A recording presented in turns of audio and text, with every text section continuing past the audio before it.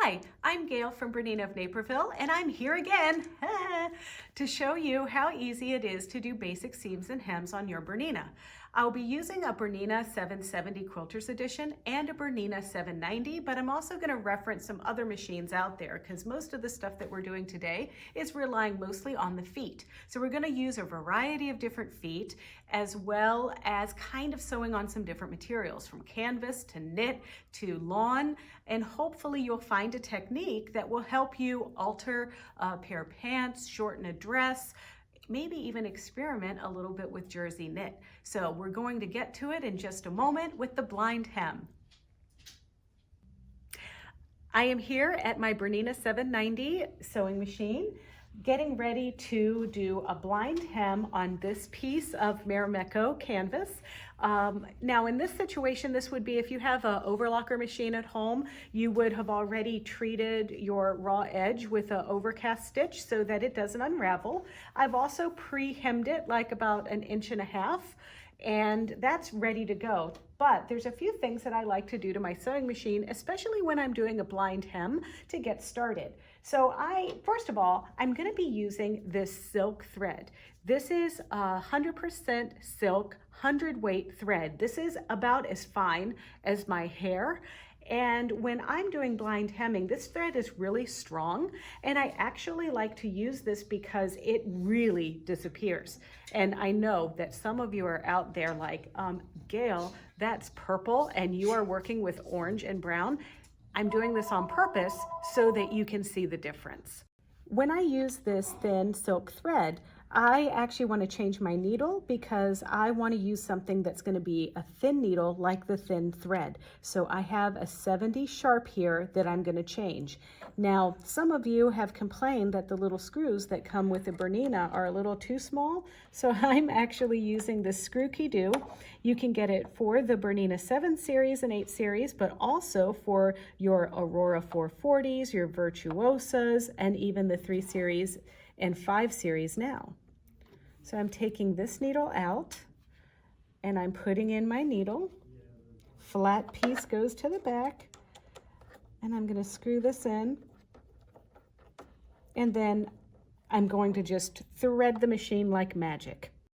I've changed my needle plate to my zigzag needle plate. I have my number 1D foot on with the BERNINA dual feet engaged, and I'm using a standard straight stitch like you would get when you turn the machine on. The one difference that I'm going to be doing right now is I want to baste this fold down. I want to sew it temporarily, then be able to take the thread out very easily. So I'm going to do that by selecting my I button and engaging the basting feature. Now the basting feature is now the needle will only penetrate the fabric every other stitch. So a benefit of this, obviously I could have just elongated my regular stitch length to 5 millimeters, but if I elongate the stitch to 5 millimeters, I'm really getting about a 10 millimeter basting stitch there. So I'm going to sew with my overlock edge at the top. I'm using my BERNINA freehand system to lower my presser foot. I'm going to just hold my upper thread just a little bit, and now see the edge of that serging is going to go along the left edge of my presser foot. That's my BERNINA growl that I love. Okay, now I'm going to stop, lift, and cut. I've put the number 5 blind hem foot on the machine, and now this is how I basted, and now I'm going to fold over my hem and fold this back on my basting line. The idea is as this fold is pushed up against the blade in my blind hem foot, that when the needle swings to the left, it's going to take just a little bite out of my canvas, then it's going to stitch onto this piece, then it's going to take a little bite into the canvas.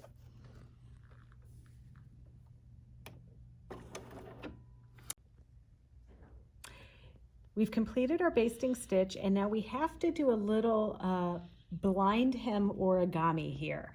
So we're going to expose our seam like this by turning the fabric and opening up this seam and kind of giving it a good finger pressing.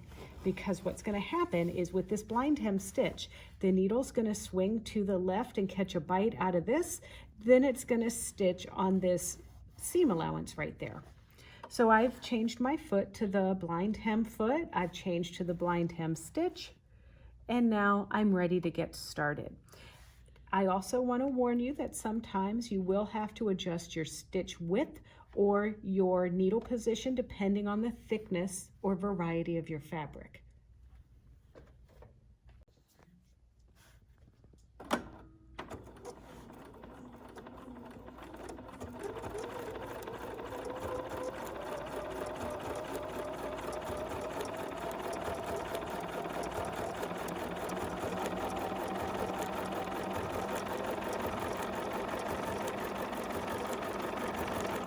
See how I'm just using that fold and lining it right up to that little blade in the blind hem foot. Use your thread cutter to cut. And now let's see what we did. I don't think that's too bad considering I'm using dark purple thread. Now, of course, for any project, you're going to want to take out those basting stitches, and with those long, almost 10 millimeter stitches that we just created, that's no problem pulling these stitches out. And then once you get all of that stitching out, you've got a nice sample to put in your book. I'm here at the 770 Quilters Edition, and this scenario would be if you don't have a Bernina overlocker at home and you want to save the edges if I'm hemming a pair of pants or what have you. I'm going to use the number 2A foot to overcast the edges of this material so it doesn't unravel. So I put on my number 2A, and I'm going to be using my honeycomb stitch number 8. It's just one that I happen to like to use when I'm not using my overlocker. I'm tucking the thread under here, and there's a pin in this foot. I actually should probably take it off again. That pin is what we're trying to line up to the raw edge of our material. So I'm going to line this up to the pin, and I'm simply going to just stitch this little honeycomb stitch all the way down.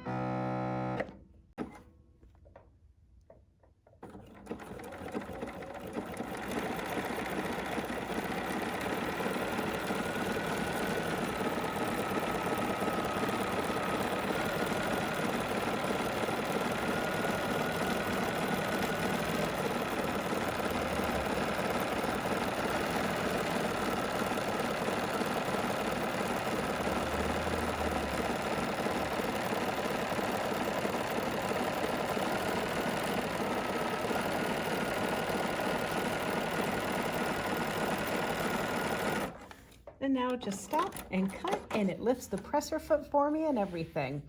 All right, so I've saved the edge of my seam. Now I'm going to fold it, and I'm going to do a basting stitch with my number 1C foot. Now, in contrast to the Bernina 790, this machine, the 770, doesn't have that basting function, so I am just going to use my straight stitch and adjust my stitch length to 6 millimeters long. I still think that this is going to be plenty long for me to easily be able to take out my stitching.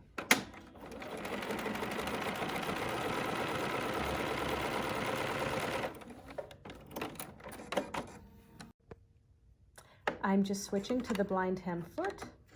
I'm picking stitch number 9. And then remember that magic trick I told you about, where you fold back onto your seam allowance and you've got your hem piece and your top piece folded over. We're going to, but you line up the fold right with the blade of that foot, and now we're just simply going to sew. Remember, when the needle swings over to the left, it's going to take a bite out of the fold, and when it does a straight stitch, it stitches in the seam allowance.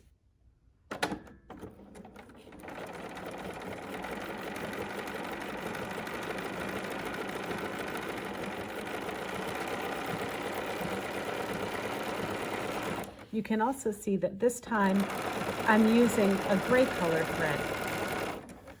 We're going to cut. And now we're going to open that up. And now I would remove that basting stitch. We're going to do another stitch very similar to the blind hem that we just did, only this time I'm using cotton lawn material. You can see that this has a little bit softer hand than the canvas for sure, and then also a little bit softer and thinner than some of the quilting material. So this material I have folded up a 1/2 inch and folded up again a 1/2 inch. And this is a technique called a mock hand-picked hem, because normally with a hand-picked hem, it would look like a blind hem stitch, but when you sew, you carry the thread about 1/4 inch or 1/2 inch each time you pick up the stitch. This hand-picked hem, you will see a lot in nice bridal gowns. You will also see it on home deck items, but this is something that I think you'll enjoy making. I'm using the blind hem stitch. I have made no adjustments from the other blind hem stitch, and the only difference that we're going to do in how we stitch this is we take our folded piece, and now we're going to fold it up like this. See how I'm just folding it right on itself? We're going to do it like that. And now all of that folded stuff is going to be on the left side of that blade on the foot. And now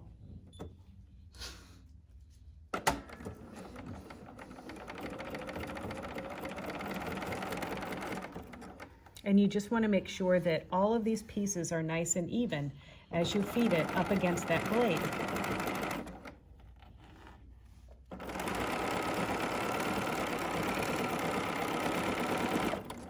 Cut.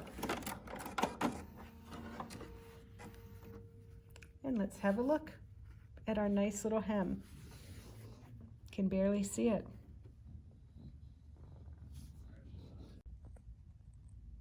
Our next example is an edge treatment that you might want to do on very fine fabric like cotton batiste, this cotton lawn, certain chiffons, but better if it's a natural fiber, so like a silk chiffon or a georgette.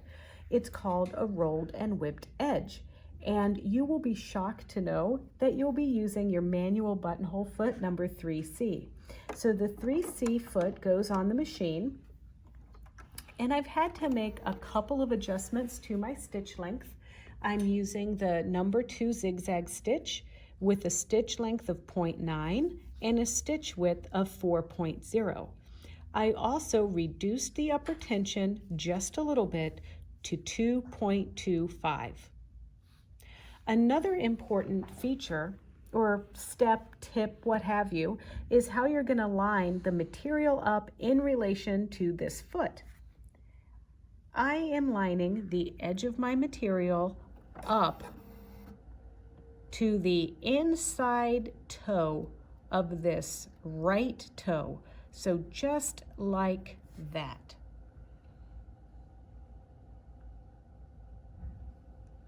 Now I'm going to get started, and the idea is that when the needle swings to the right, it's going just off the edge of the material. Then when it swings onto the left, it's tunneling it and curling it around, hence the rolled part, and the whip part is the zigzag stitch that's covering it.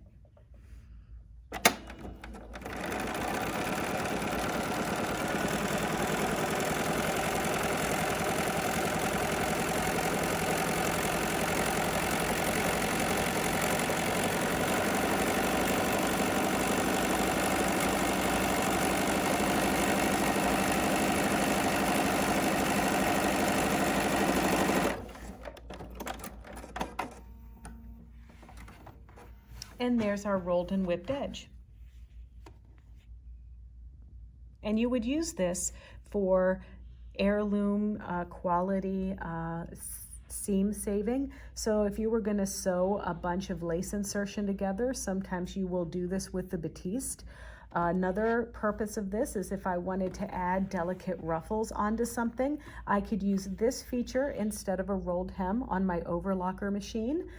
But I think it's just a neat little skill to know with some of the tools that you already have in your box.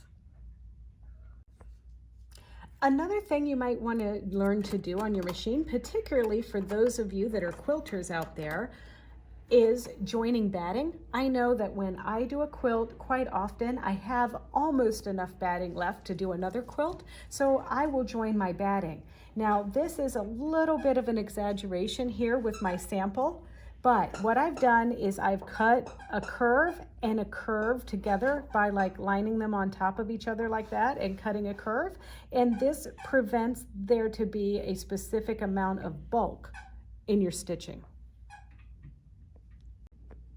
Secondly, I've attached my number 10D foot and I've engaged the Bernina dual feed. Now this 10D foot is similar to that blind hem foot you saw us using earlier, except the blade doesn't go back under where the needle is. It stops right in front of the needle. So you have the full needle position spectrum that you can use with this foot. The stitch that I like to use with this is called a rampart stitch. And it's stitch number 12 on my Bernina 770 and 780. It is a different stitch number on the 5 series, but you do have that stitch. So just look for this little one that's almost like a blind hem that takes a bite onto the right side and then a bite onto the left side. Now, the purpose of using this blade on the middle of this foot is that that's how we're gonna butt these two pieces of batting together. So I'm lining my blade up along this curve, just like so, as I make this stitch.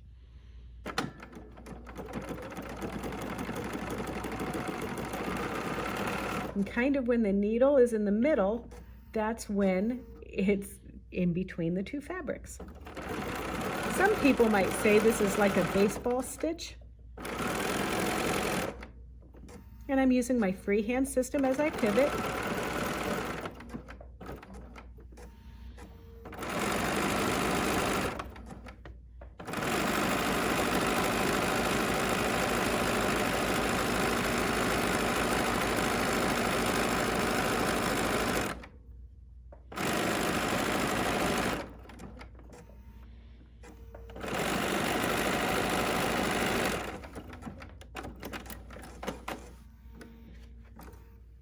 And now I have a nice seam that's holding my batting together.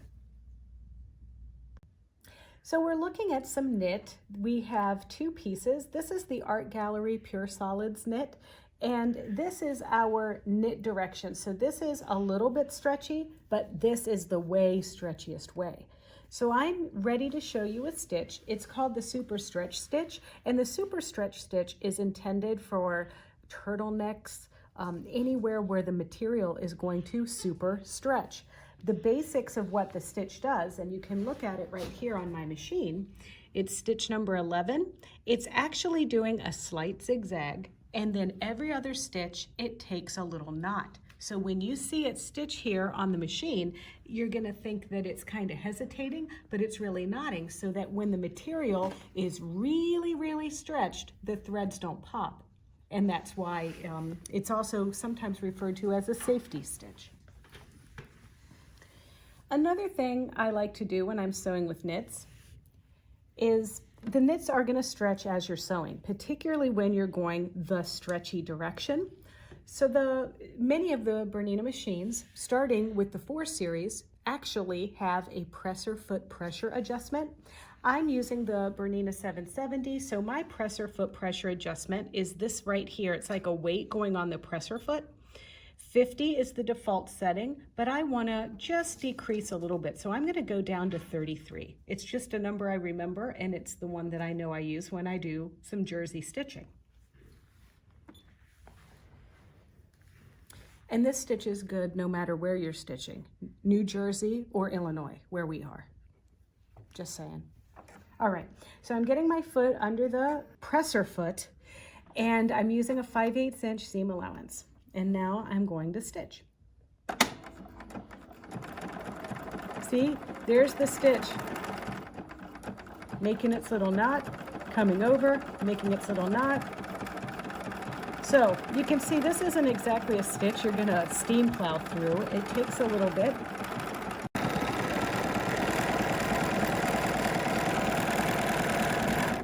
Now I can cut, and boom, I have my super stretch stitch that's gonna allow me to stitch without any popping.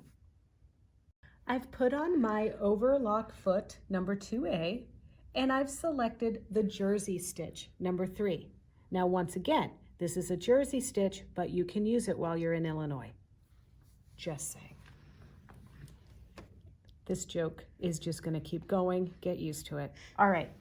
So I have my, let's pretend that this is the seam down the side of a shirt or down the front of a shirt or a shoulder seam on the knits or whatever. We want to have a little bit of stretch, but we're not doing the super stretch stitch because this is not the part of the knit that is the stretchiest. The part of the knit that's the stretchiest is going to go this way. We're going to line our knit material right up to that pin. You saw us do this earlier when we did the blind hem and the honeycomb stitch. So simply I'm going to stitch, and so when the needle is on the left side here, it's going to take a straight stitch, and when it comes over to the right side, it's going to go off the pin and off the edge of the material.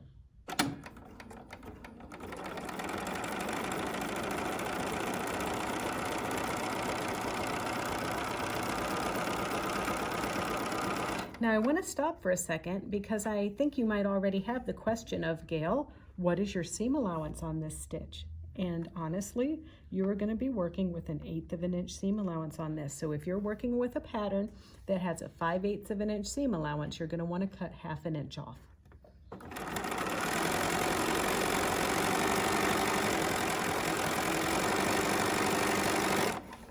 I'm going to use my thread cutter, and now there's my seam. And it has a little bit of stretch to it and everything. Hey, I'm back again. This time I cut a little curve in the piece that I just sewed, and I'm going to insert a little tiny neckline. So this represents a little neckline, and there's a couple ways that you can put like a collar in. One would be the mock turtleneck way, and one would be like a t-shirt ribbing collar way.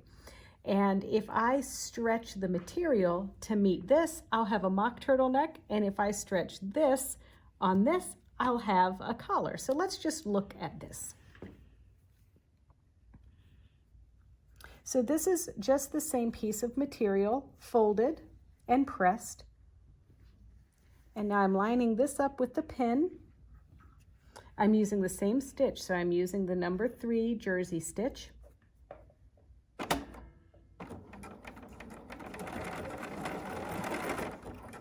And now I've gotten started.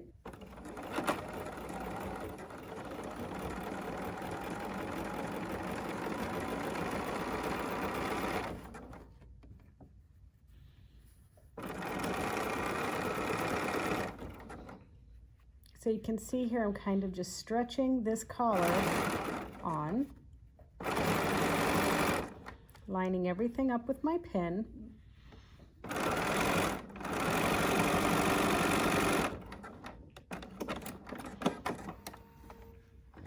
And you can see here that that's, you know, what you would see when you have a t-shirt. And I would give that a little steam and press that.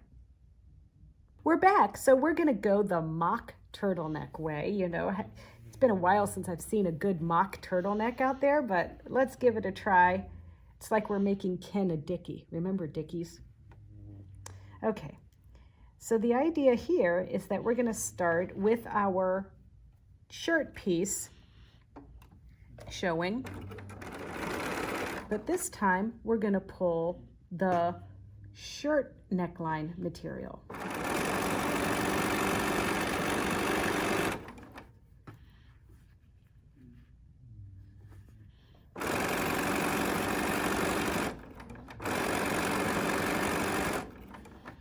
Now we're not going to get all the way around our neckline, but this will give you an idea.